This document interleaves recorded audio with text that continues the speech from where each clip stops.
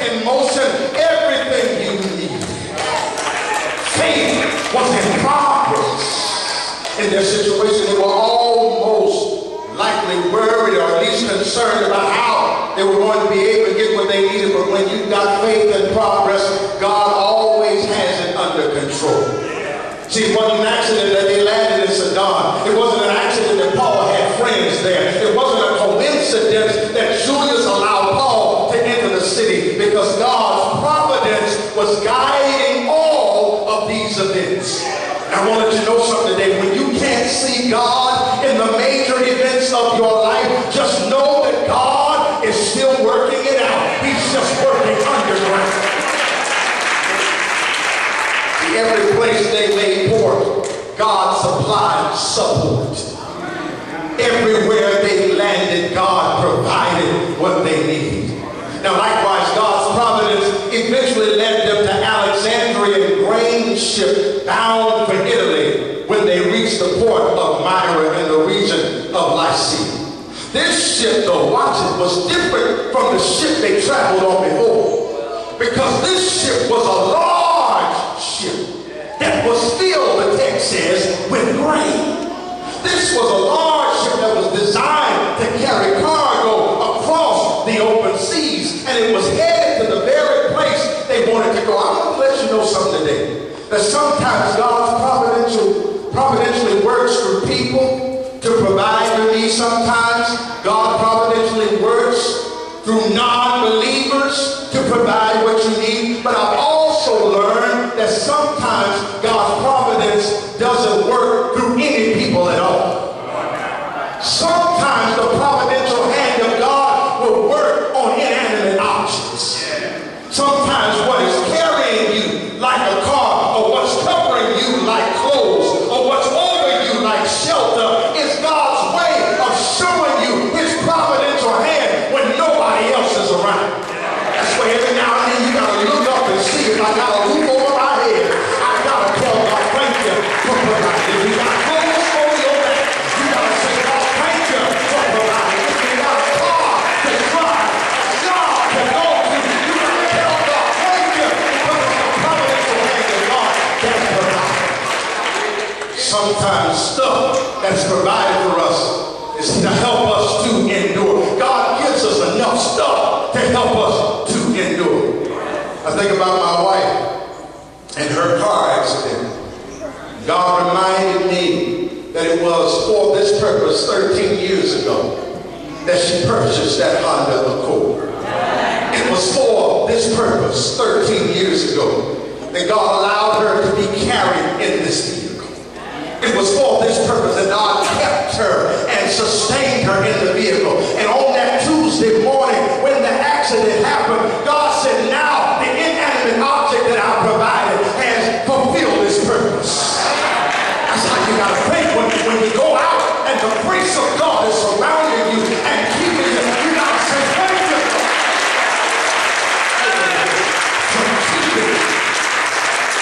13 years ago, I put in a brand new Honda to carry her and keep her all these years. But now the car is gone. Now there's no more use, watch it, for a smaller vessel. But when the time comes and the smaller vessel has served its purpose, that's when God will transfer you to a larger vessel.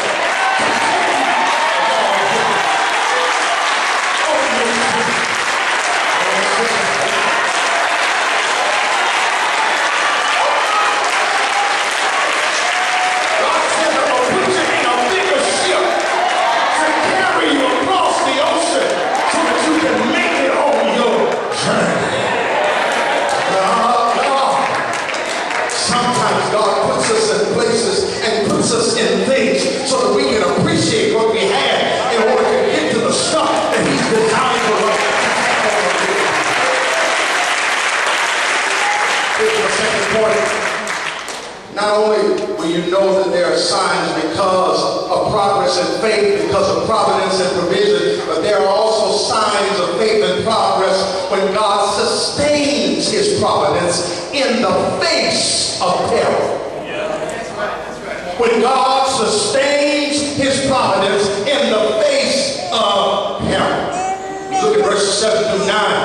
Right now in the text, everything is so far so good. Paul's voyage has been relatively uneventful thus far. Their small vessel ran into a little difficulty on their way to Sidon to Myra. The winds became quite strong and difficult to navigate the vessel, but as long as they stayed to the lee of Cyprus, they were protected from the worst of it and were able to maintain their course. As long as they stayed on the coastal areas, going from port to port, they might incur some rough water and some difficulty, but God allowed them to come through.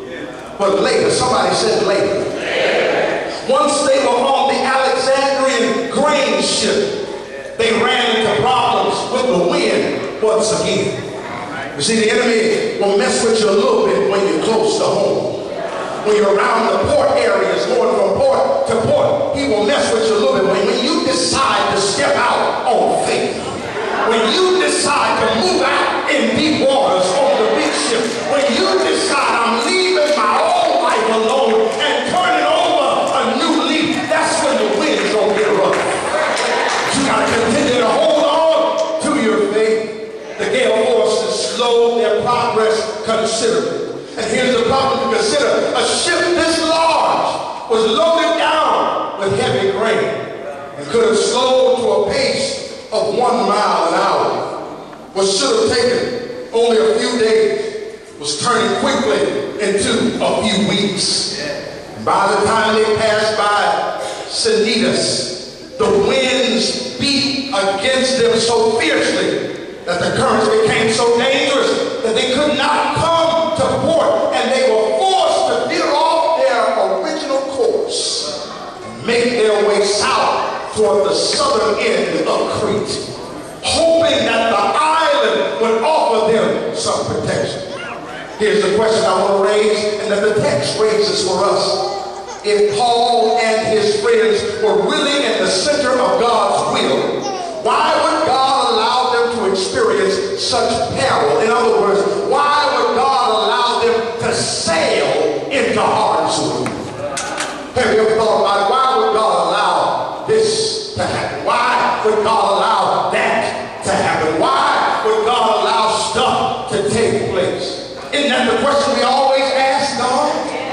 Many people believe that if you are in the center of God's will, we will never experience difficulty because I'm saved in the arms of Jesus. I'm saved, that's what we sing, but that's not what we experience. Because sometimes life gets even more difficult when we pick up the mantle of Christendom to follow Jesus Christ. Sometimes life becomes more dangerous when we decide to be followers of Jesus. Some people also believe that if someone is experiencing difficulty, a danger, that they must be out of the will of God. I want to let you know something, that neither one of these things is true. But the only thing I know that is true is that when you have God in your life, no matter how difficult the danger ahead, God will always supply your needs even through the difficulty. And I've learned that the more difficult and dangerous the journey, the more God will supply with what I need in order to make it through. Never forget that God did not promise to move your mountains. But every now and then God gives you some jagged and rugged edges in order to climb your mountain and reach the top to show the world that I can make it in spite of what I'm going through. There are times when God providentially uses peril in people's lives to teach them something He wants them to know, or to motivate them to do something He wants them to do. God's providence uses difficulty and danger to provoke our faith in progress. How would you know what your faith in God can do until your faith in God has been put to the test? It's one thing to have faith on the shelf, but it's another thing to have faith on your person. It's one thing to hear about somebody else's faith, but it's another thing to experience your own faith in God. How would you know what your faith can do until you've gone through a test? Some of you have seen the progress of your lives go from a free flowing waterfall down to nothing but a trickle and a drop. But I've got good news from God, though. Not Geico, but God, though. Just as long as there's a trickle, there can always be a return to a greater flow in God. Keep the trickle and let God work in the midst of where you are. I can remember a story around the great Methodist leader, John Wesley, in which John Wesley's father, Samuel, was a dedicated pastor. But there were those in his parish that did not like him. He pastored this church faithfully, did all he could for the people, but there were people that had disdain for Samuel Wesley. On February 9, 1709, a fire broke out at the rectory of Epworth, possibly set by one of the rector's enemies. And young John, not even 6 years old, was stranded on the upper floor of the building where the family lived in the parsonage. Two neighbors rescued the lad just seconds before the roof crashed in. One neighbor stood on the other's shoulders and pulled young John through the window. Samuel Wesley said, "Come, neighbors, come, friends, come, parishioners, let us kneel down together and let us pray, being thankful to God for sparing the life of my son.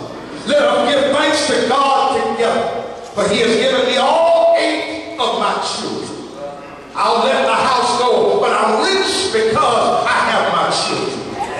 John Wesley often referred to himself as a brand being plucked out of the fire. Anybody know about being plucked out of the fire when you could have been left in there? Anybody know that God rescued you? In later years, he often noted the February 9th incident in his journal and gave thanks to God for his mercy. Samuel Wesley labored at this church for 40 years at Epworth, and he saw little fruit in the result of his labor due to the people not liking the pastor. But Samuel Wesley's labor was not in vain because he considered his family to be a great accomplishment. Has God ever used fair peril, some tragedy, some devastating moment to change your course in life? Has God ever allowed you to experience difficulty to alter the root of your relationships? Has God ever brought you into danger that you didn't know was coming, but it motivated you to get down on your knees and thank God for being present in your life?